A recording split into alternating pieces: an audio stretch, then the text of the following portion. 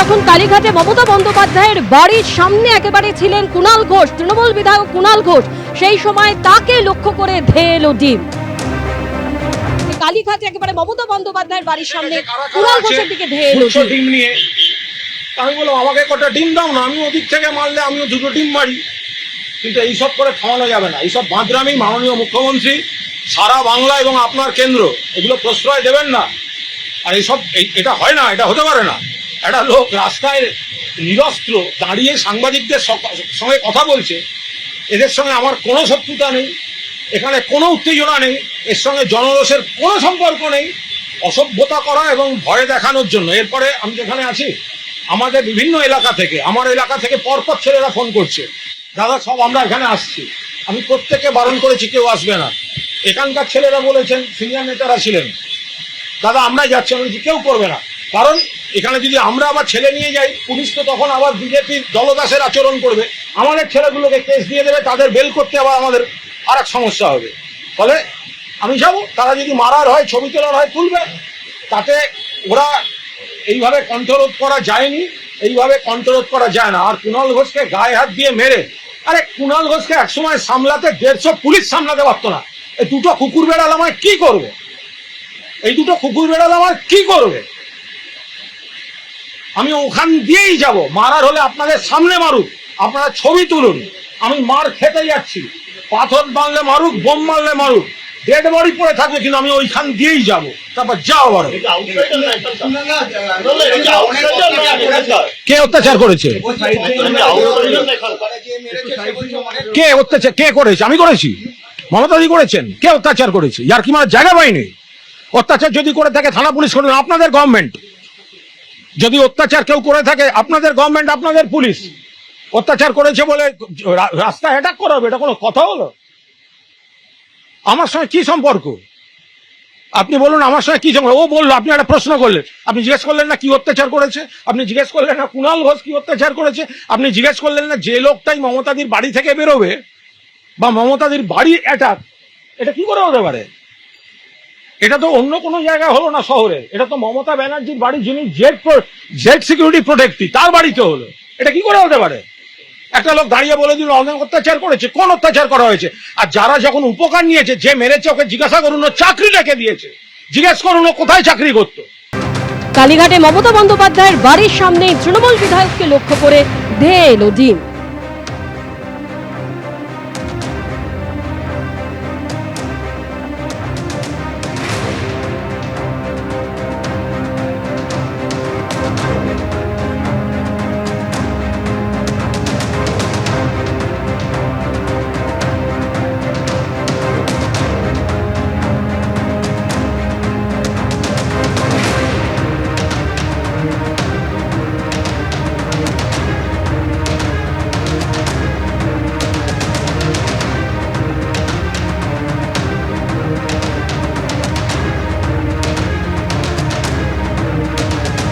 সেই বিক্ষোভকারী যে একেবারে হাতে ডিম নিয়ে আসেন এবং কুণাল ঘোষকে লক্ষ্য করে এই ব্যক্তি ডিম ছোড়ে।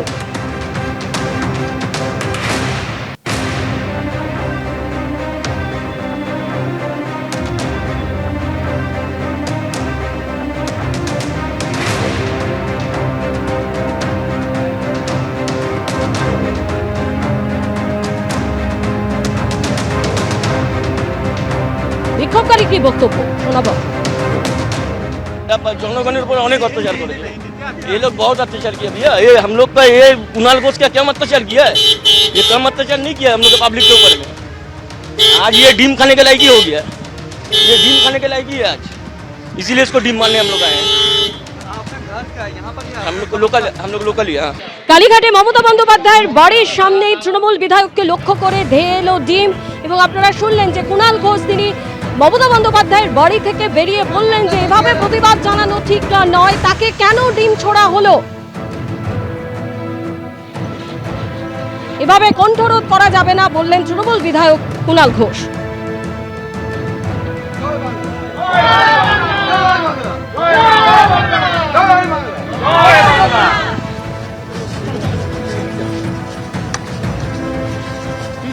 मोबाइल पीछे है ना,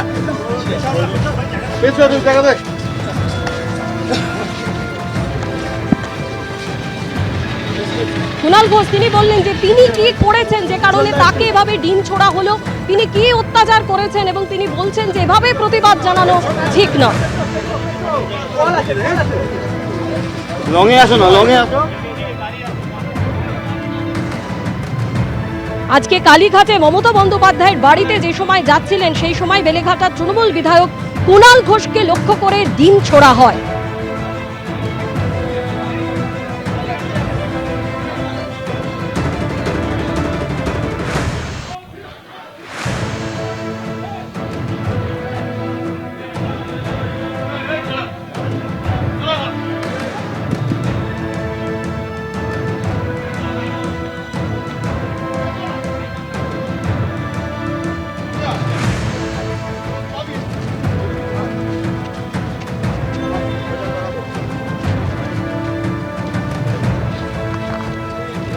তারপরে মমতা বন্দ্যোপাধ্যায়ের বাড়ি থেকে বেরিয়ে কুণাল ঘোষ তিনি ক্ষোভ উগরে দেন। তিনি বলেন যে তিনি কি অত্যাচার করেছেন, কেন তাকে ডিম ছোড়া হলো, এবং এভাবে প্রতিবাদ জানানো একেবারেই ঠিক নয়। এর আগে আমরা দেখেছি যে গত কয়েকদিন ধরেই যে যখন খবর পাই না, আমরা কোনো বিষয়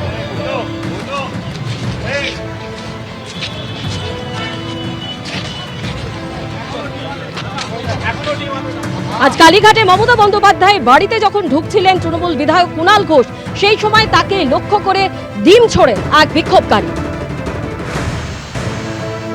ডিম হাতে দাঁড়িয়ে আছে, সেখানে ডিম হাতে এখানে দাঁড়িয়ে আছে, কারা কারা বেরোবে অ্যাটাক করবে। এটা প্রাক্তন মুখ্যমন্ত্রীর বাড়ি, আর পুলিশ দাঁড়িয়ে দাঁড়িয়ে দেখছে। এইসব করে থামিয়ে রাখা যাবে না, আমি বললাম তো, আমার চোখ যেত, মাথা যেত, আমার কিচ্ছু এসে যায় না। এই করে কুণাল ঘোষকে বা আমাদের থামিয়ে রাখা যাবে না। এইসব দূর থেকে ছোড়া জিনিস, গায়ে হাত দেওয়া, মারবে, ডেড বডি পড়ে থাকবে, কিন্তু গলা বন্ধ করা যাবে না। হেঁটে এলাম, জেনে এলাম, আমার কাছে ছবি ছিল, এরা এখানে দাঁড়িয়ে আছে। এটা কি ধরনের বিপ্লব? একটা কিছু গুন্ডাগিরি করে এসে ছুঁড়ে মারা, এগুলো বিপ্লব হচ্ছে? অসভ্যতা যত। ওদের বলুন বা খেয়ে এবার অমলেট করে খেয়ে নিতে। সরাসরি আমাদের প্রতিনিধি উজ্জ্বল মুখোপাধ্যায় আমাদের সঙ্গে রয়েছেন। উজ্জ্বল, আমরা শুনলাম তৃণমূল বিধায়ক কুণাল ঘোষ তিনি তীব্র ক্ষোভ উগরে দিলেন। দেখো, সেটা হচ্ছে যে কুণাল ঘোষের অভিযোগ যে তিনি যখন এখানে আসছিলেন তখন তাকে লক্ষ্য করে ঢিল মারা হয় এবং তাকে ডিম মারার চেষ্টা হয়।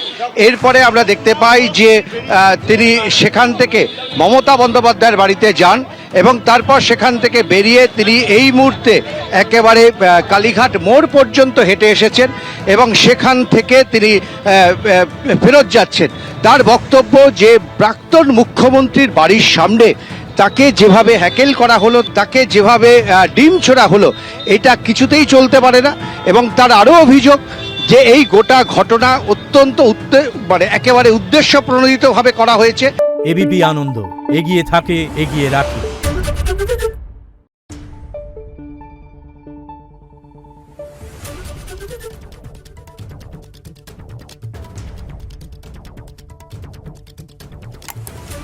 Thank you.